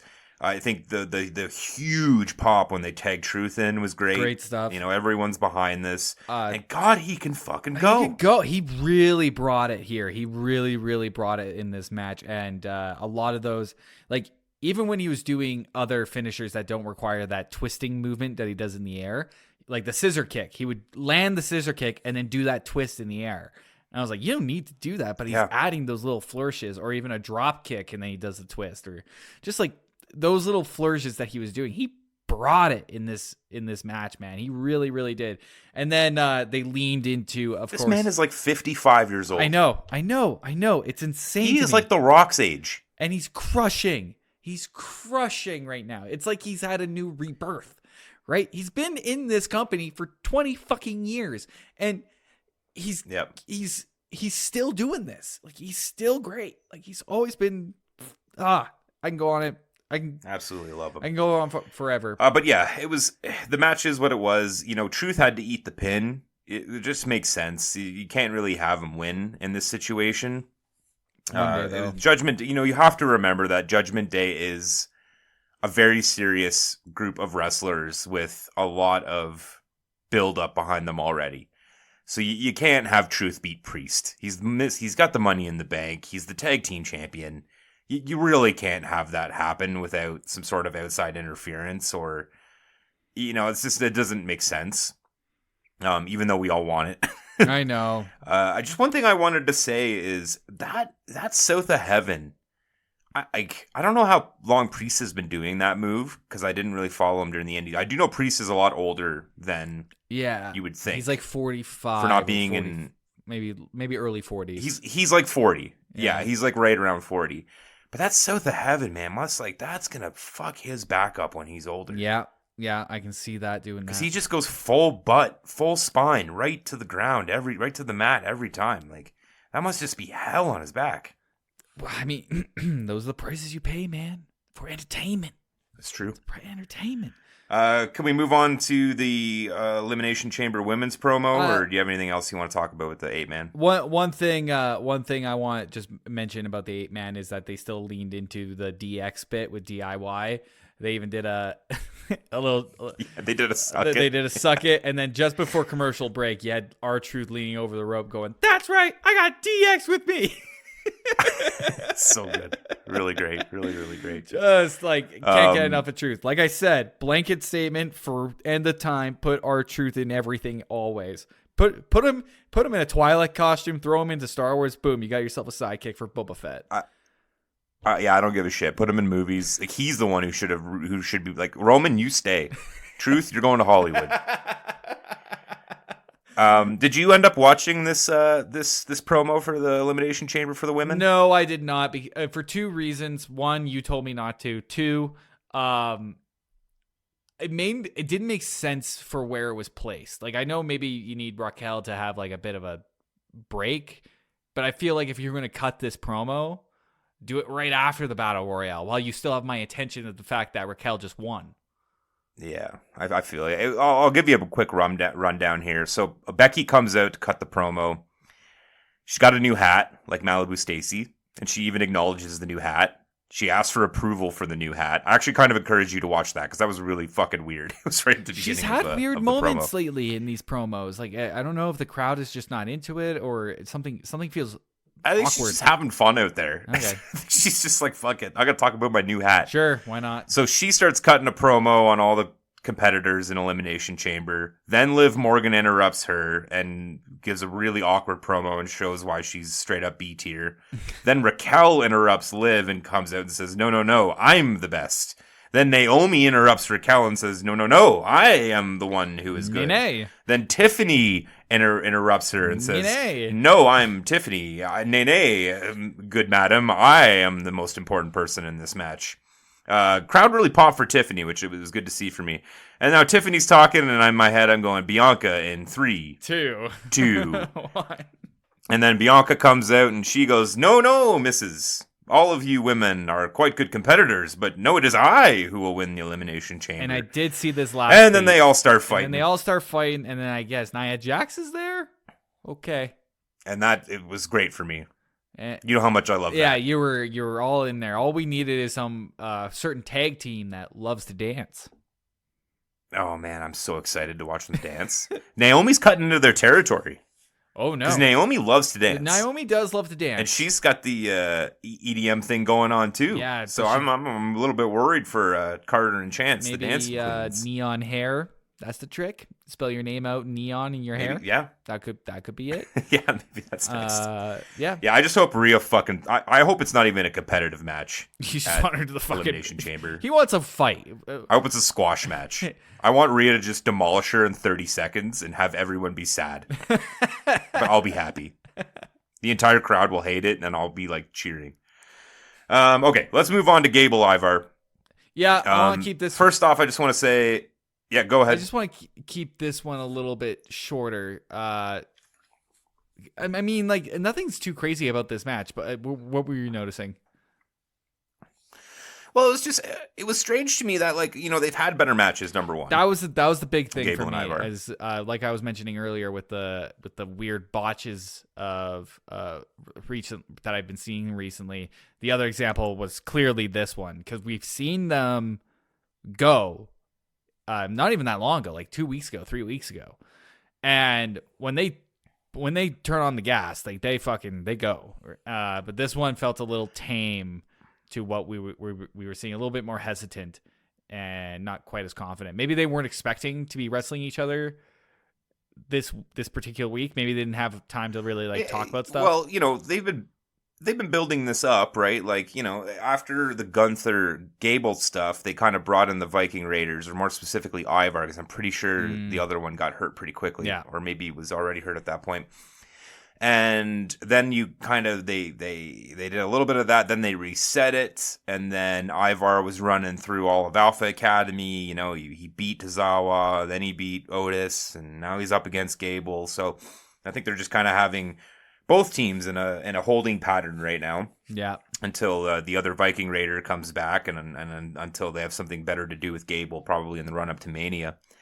But it was quicker than I thought. I think they might have been short for time and wanted to keep time for Jay Gunther, because it was a bit of a squash match for Gable. Honestly, it was. I was surprised how quickly for a big guy it moved. But yeah, I think it was only one commercial break between. Yeah, and I just my hope is that this is over with them, and they're going to start building Gable to something bigger, in the near future. Because it's just like, how many more times can they beat these also rans? Yeah. And now Ivar's lost to Gable, so what is it really? Where do we really go with the Alpha Academy? I have an Ivar idea stuff at this point. I have an idea for Gable, and this is not even my idea. I'm pretty sure that I might have read this on Reddit somewhere. But every once in a while, Gable does a Dennis, like he does a line from Dennis from It's Always Sunny in Philadelphia. He does Dennis line, like idiots. Fuck, he's yes, I know what you're talking about. Like, idiots, savages, idiots. What if we take that just a little step further and we make Chad Gable like a psychopath? Think about it. I kind of like it. Think about it. I mean, I don't hate it. I think we gotta work up to it. All right, we need a little bit of writing, a little sousson. All right, but I think it's there. We can get Gable to turn heel. Have Otis Gable WrestleMania 42. I wonder what will be the breakup of Alpha Academy, which direction they'll go. Because I don't know how long you have been watching in regards to Alpha Academy, but Alpha Academy was kind of a heel group for a bit. Because Gable was a heel, and then he kind of like seduced Otis into the group. And then Maxine, after they broke up the Maximum Male Models or whatever with him and her and LA Knight, she was trying to like seduce Otis and get him out of Alpha Academy, but then they all started kind of getting along, and then people started buying into it, and then they became just like straight up faces. Oh, so and this was all about like 7 or 8 months ago, maybe a little bit longer or maybe a little bit shorter, but yeah, that's kind of the broad strokes path that whole thing went on. Okay. So I'm interested to see how they're going to break up that team. Maybe they don't break up. I don't know who would turn heel. Maybe you don't break them up and you take everybody heel. You have maybe you do the draft split where you get one of them drafted to Raw and one of them drafted to SmackDown. Then you don't have to do the awkward breakup. That's true. You can do that as well. But yeah, overall, I thought it was a little bit weird. Not weird, but like it was shorter, stiffer match than we've seen from Ivar and Gable before. Yeah. It is what it was. It was fine. And then I just wanted to point out that we got a UFC fighter cutting a promo. You got that? They showed a boxer on ringside. Yep. That a bull rider, like a 16-year-old bull rider. That was weird. And they also announced a Jelly Roll album or a tour or something. What the fuck is happening in this episode with the synergy, the corporate synergy? Look, there's a lot of product, and it needs marketing. All right, you have a live television show. We need to sell some shit. They got a lot of look. Somebody bought a lot of Jelly Roll albums, and they need them moved. Huck them on Raw. We got to get rid of these things. Oh no, we printed the same amount we printed in 2005 for a physical release. We're fucked. We have to advertise these immediately. All right. Let's keep it going here. So yeah, main event time. We got Jay Uso versus the Herring Haraha Gunther. Herring Haraha. So this solid. match, you know what? I'm gonna go and Gunther, say solid. Solid. Not. It was a solid match. Not as good as the first match. First match fucking stole Definitely the show. not. But absolutely strong. Solid. Gunther got off to a quick start, and he was smashing Jay into the first break. It was a bit choppy here and there once Jay started making the comeback, but still not terrible. Yeah. I liked how Jay took those chops. Like it was a lot. You could see how he was bleeding a little bit. Like that's good stuff. If you're going to be facing Gunther, you want to be taking those things. Like that's rite of passage in the Intercontinental Championship realm, right? Like Gunther just didn't really, when you, I feel like Jay wasn't very conducive to Gunther trying to wrestle him. And Jay kind of didn't really give Gunther everything he could. Again, like to be fair, I'm biased. I'm a little low on Jay's in ring work, and I'm very high on Gunther's. But I thought Gunther was trying to push him into a different direction, and Jay really wasn't picking up on the signs and just wanted to do Jay things. Yeah. Until later in the match, I think later in the match, Gunther gave it to Jay a little bit more to let him do these more wild Jay things, like the 5 spears that he did, like the 20 fucking Uso splashes, all the craziness. Yeah. You're right. I think right at the beginning there was probably some back and forth on who was going to be running this shit, and then I think Gunther just had to let Jay kind of take it, but they needed something to happen so that Jay didn't win the Intercontinental Championship, because we all know that Jay can't win the Intercontinental Championship. Like Gunther's taking this to me. Well, yeah, I expressed a lot of trepidation about this match last week when it was announced, because it didn't make any sense to me, right? Like, why Jay can't beat Gunther? It's not the right time. It's a random Raw in February, and it also doesn't really do anything for the belt or for Jay really to beat Gunther. It doesn't do anything for Gunther to lose to Jay. It didn't really do anything for anyone. I now kind of understand it a little bit more, with Solo and Jimmy stealing the title, another title away from Jay. Yeah. So it made a little bit more sense. It made it not a terrible reason to have the match. I think we might be headed for Jay Jimmy at Mania. I would love Jay Jimmy at Mania. This would be one of those endgame moments that I'm looking for. Because, again, you have to kind of occupy Jay. Because he's so over. Like, he's so over, you have to have him doing something, regardless if it makes sense or not. But adding Jimmy into the mix here, yeah, I think you're right. It makes other things make sense. Yeah, they're overdue for the Jay Jimmy match, because they kind of, they split them up onto 2 different brands to kind of give us some time to stay away from it. So, I think we might be leading to that. It doesn't really make sense for Jay to win the Intercontinental. It doesn't really make sense for him to beat Logan right now. I mean, they're not even on the same brand. He's not good enough or the right person to dethrone Rollins, and he was never the right person to dethrone Reigns. So I think that's probably where we're headed. And I was just thinking, because it's been a while since we've really been confronted directly with the idea of a possible Jimmy Jay matchup, and I really do truly think that is what they're setting up with these actions. But remember in August when, like, Jimmy wanted to leave the bloodline, and so they, like, jumped him, and then Jay quit the bloodline, Tyler, and then left, Tyler, and then Jimmy came back. And Tyler, shut up. That was wild. That was some of the stupidest shit that was on all year. I just wanted to point that out again, because I think we've kind of forgotten that. I think that's the whole point of that. We are supposed to forget about that. Jay and Jimmy have never been in a tag team together. Jay's never been in Bloodline. What are you talking about? They never dressed up in tribal war paint. He never dressed up. Fought the Road Dogg and Billy Gunn. That never happened. I watched that match, and I swear I had a dream that was exactly this match, and I've never seen this match before in my life.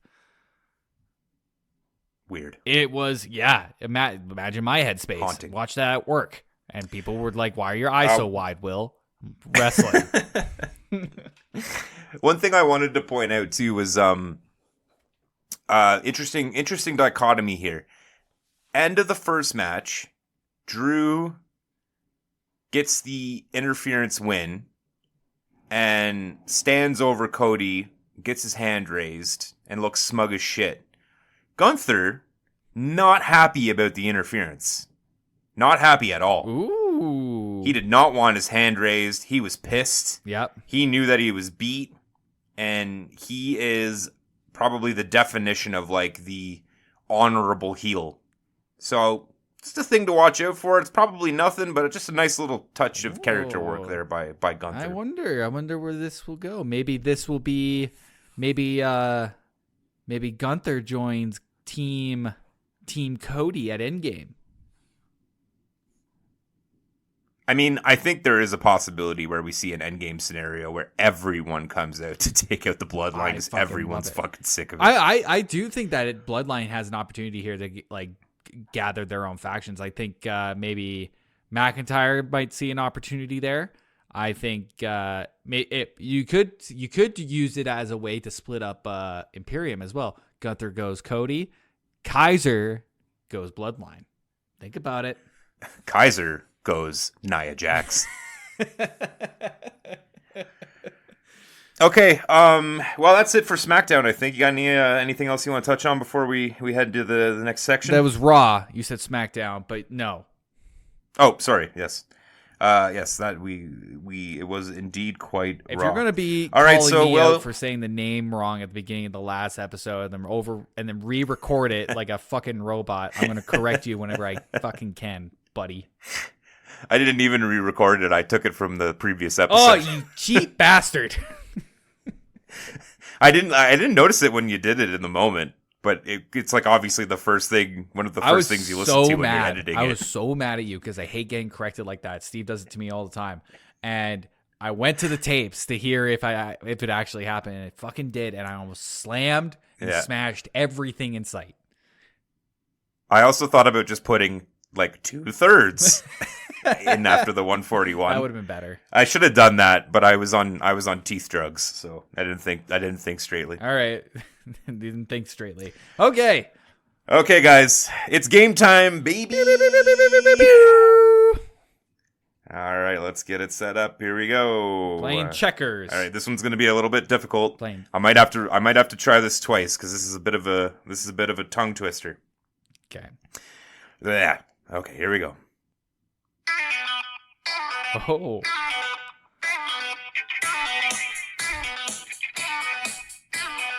That's a good song. McIntyre kicking Randy. Oh.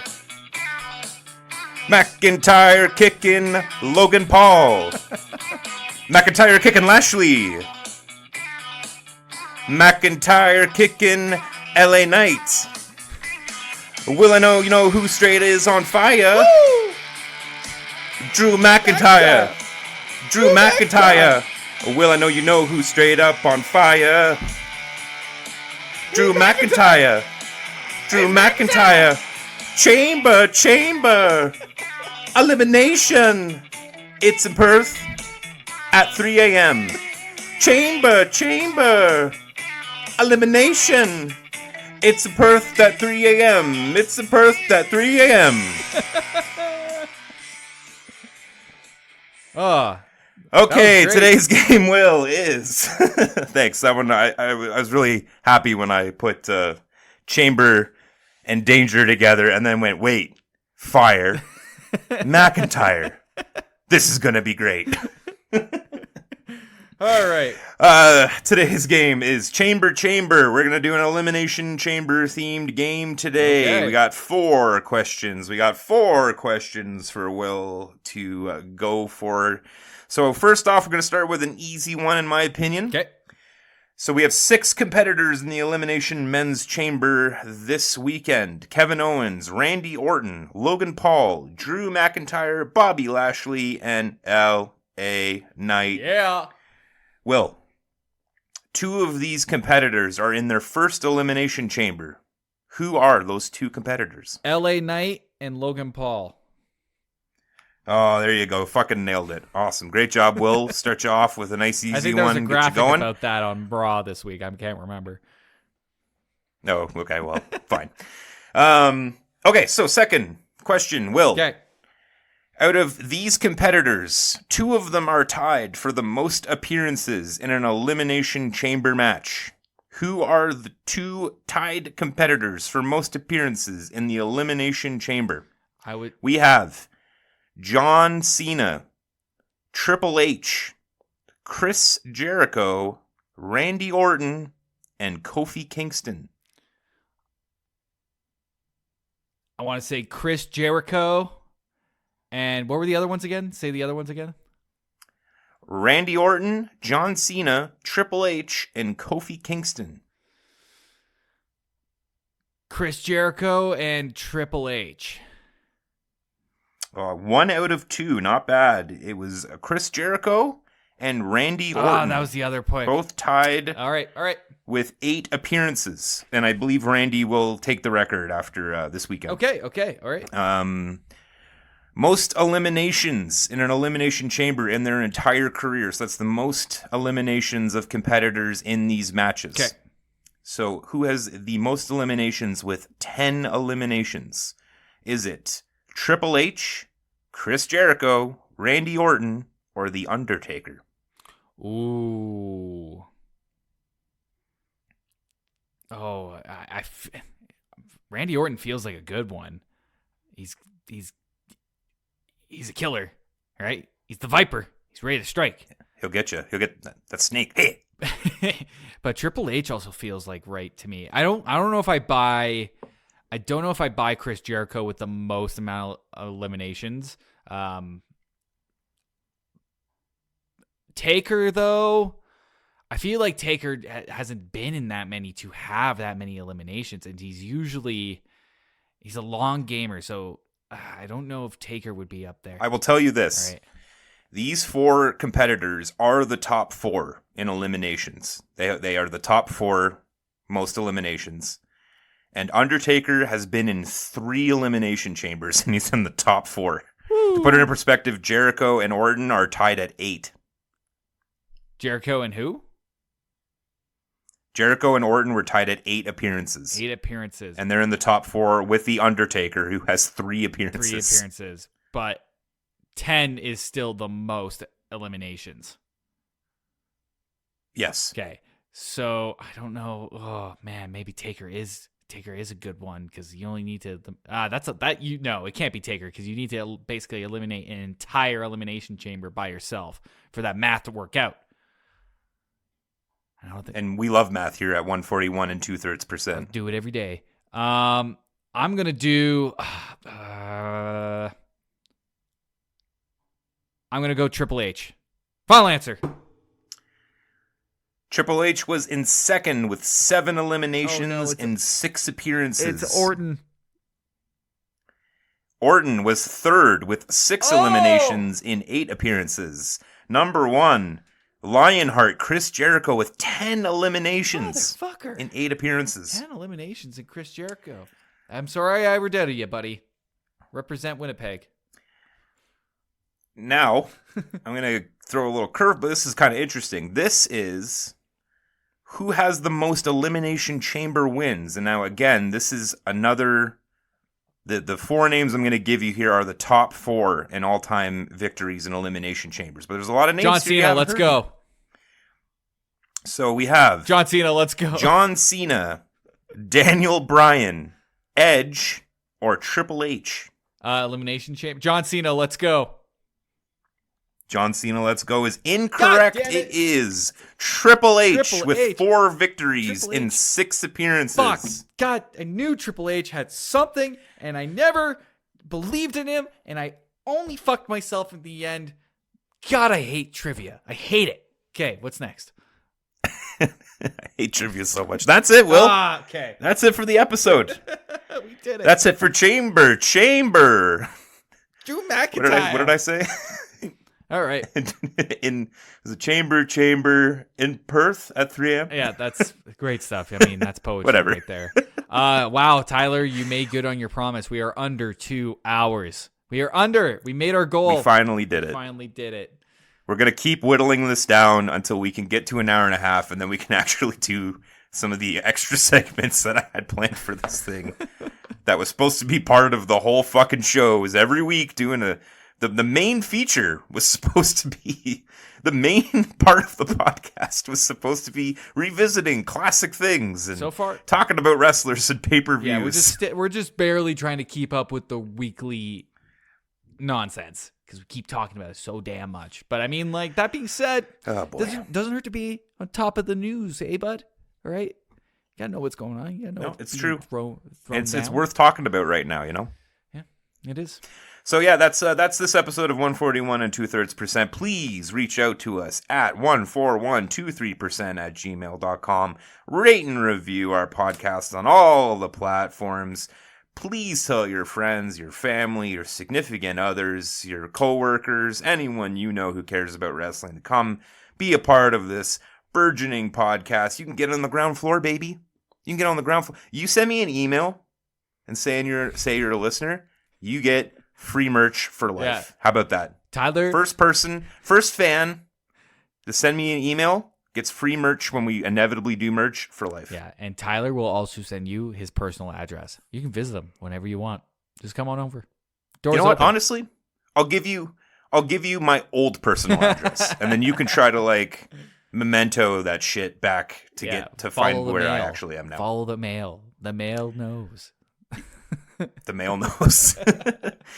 I got no plugs. There's still no new Who Killed the Radio Star. We have been very busy lately, both with this podcast and our personal lives and my teeth being extracted, so we have been unable to record a new episode. Will, you got 1,000 things going on. What do you want to plug today? I got to do a touch on everything because I just dismissed it last week. I felt really bad at the end of that, so I'm going to give it full throttle today.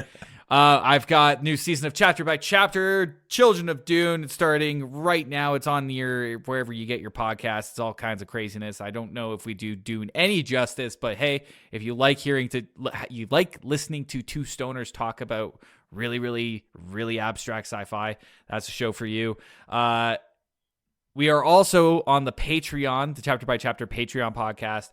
We are covering True Detective, and we're diving back into Mistborn. We're about halfway through that book, so there is a lot of episodes to go check out there. You can sign up for the Patreon at $1, and if Tyler can, he can put a link to the Patreon in there. Sorry if I'm stealing money from our podcast, but I need money to go into other podcasts because that podcast funds everything. Everything.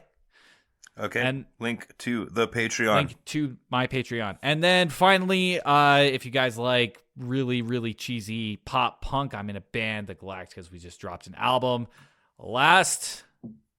earlier this month. And it was actually the day after The Rock almost ruined WrestleMania. So it was a very complex mix of emotions I had that day. I think that's everything, Tyler. Okay, guys, so yeah, I mean, that's it. Sounds like you guys have some money to spend on Will's podcast so that you can help us justify creating our own Patreon. Again, don't forget, please reach out to us, email us questions, suggestions, corrections, recipes. Don't say recipes, no, that's from the other show. That's not our other show. Oh, that's right, you guys did do that bit. Wait, are you telling me Steve used that bit in another show?